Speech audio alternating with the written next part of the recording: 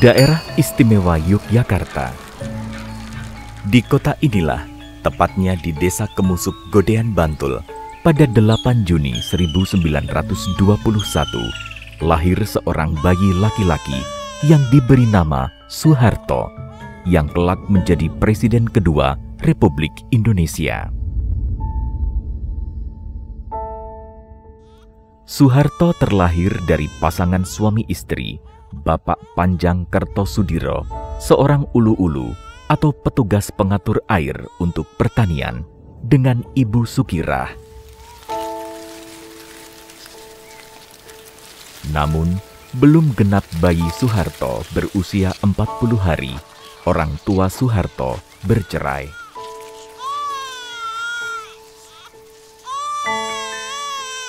Sukirah menikah kembali dengan Atmo Pawiro.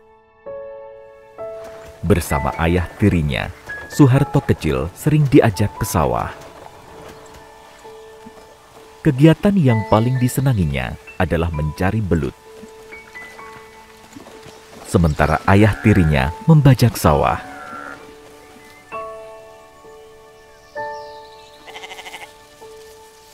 Selain itu, Soeharto kecil senang menggembala kambing, memandikan kerbau bersama teman-temannya, hingga bermain ketapel.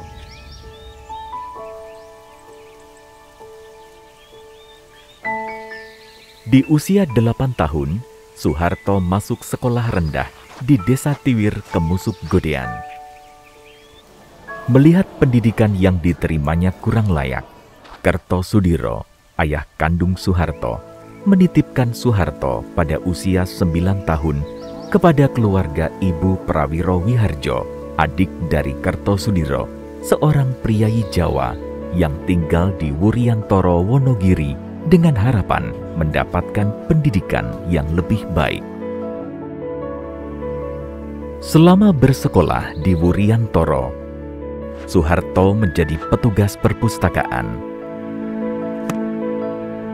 Setiap buku yang dipinjam dikenakan biaya sewa sebesar 2 sen. Ia harus mencatat dengan rapi dan teliti. Di sekolah, pelajaran berhitung sangat ia sukai. Ia juga memiliki kemampuan berbahasa Indonesia yang cukup baik, di mana sebagai orang desa kala itu, menggunakan bahasa Indonesia bukanlah perkara mudah. Pada waktu sore, Soeharto mengaji Al-Quran di Langgar. Setelah sholat Isya, barulah ia bersama teman-temannya beramai-ramai pulang ke rumah.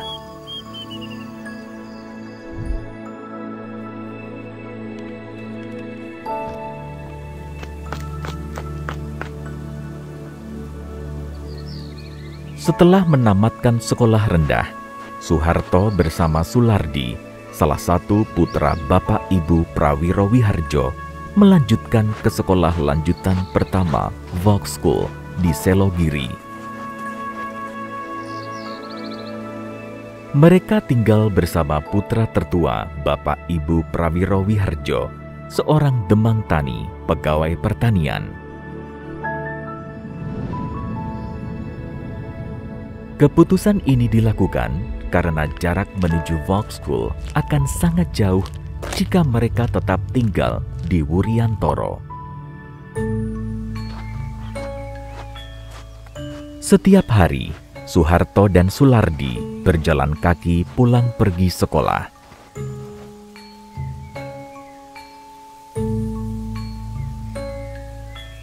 Meski diberi uang jajan sebesar 3 sen, Soeharto memilih untuk menyimpan uangnya dan ia gunakan untuk membeli kebutuhan alat tulis.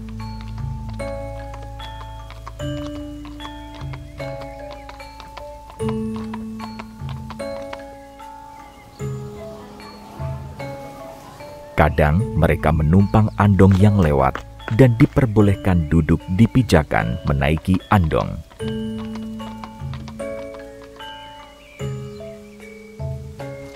Setelah Sulardi dibelikan sepeda oleh kakaknya, setiap hari Soeharto dan Sulardi menaiki sepeda menuju sekolah. Mereka bergantian mengulir sepeda dan membonceng di belakang. Saat berada di sekolah rendah di Wuryantoro, Soeharto sering melihat kepanduan Hizbul Wathan baris berbaris. Ia segera mengikuti kepanduan tersebut di barisan belakang, meskipun bukan anggota barisan. Saat bersekolah lanjutan pertama Volksschule inilah, Soeharto bergabung menjadi anggota kepanduan Hizbul Wathan. Di kepanduan tersebut, Soeharto diajari tentang kedisiplinan dan sikap membantu sesama. Bersekolah di Wonogiri membuat Soeharto rindu dengan ibunya. Ditemani Sulardi, Soeharto tidak patah semangat menggenjot sepedanya sejauh 80 km untuk melepaskan rindu bertemu sang ibu.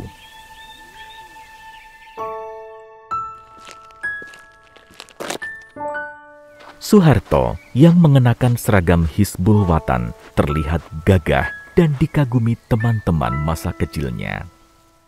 Di usia 14 tahun, Soeharto dihitan di Kemusuk dan dirayakan dengan pagelaran wayang kulit semalam suntuk. Soeharto menyelesaikan sekolah menengah Schachelschule Muhammadiyah di Yogyakarta. Ia tidak melanjutkan pendidikan karena kondisi ekonomi keluarga. Adik-adiknya juga harus bersekolah. Soeharto pun memutuskan kembali ke Wonogiri dan tinggal di rumah Bapak Hardjowiono, teman Kertosudiro, ayah kandungnya, yang seorang pensiunan pegawai kereta api. Di sana, Soeharto membantu mengantarkan pakaian yang sudah dijahit oleh Ibu Hardjowiono ke pasar. Soeharto pernah tinggal bersama Kiai Daryatmo, seorang ahli agama. Di sana, ia belajar obat-obatan herbal dan suka menyimak diskusi tentang agama. Dari sang kiai inilah, Soeharto belajar menjadi pendengar yang baik. Sifat inilah yang terbawa hingga ia menjadi pemimpin. Ia tidak pernah memotong pembicaraan sampai orang tersebut selesai menyampaikannya.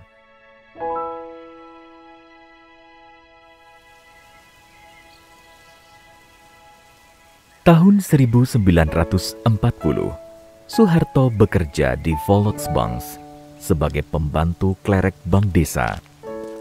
Pekerjaan tersebut menuntut dirinya berpakaian Jawa lengkap, mengenakan belangkon, beskap, dan kain panjang.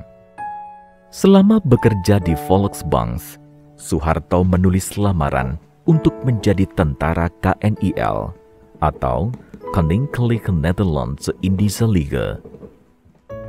Pekerjaan Soeharto sebagai klerek bank desa harus berakhir karena kain panjang satu-satunya yang ia pinjam dari Ibu Prawiro Wiharjo sobek tersangkut sedel sepeda.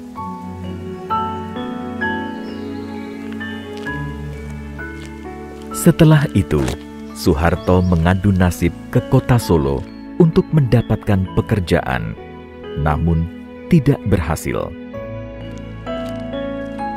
Kegelisahan karena tidak memiliki pekerjaan pun sirna setelah ia mendapat surat panggilan untuk menghadap ke Komando Markas Militer KNIL.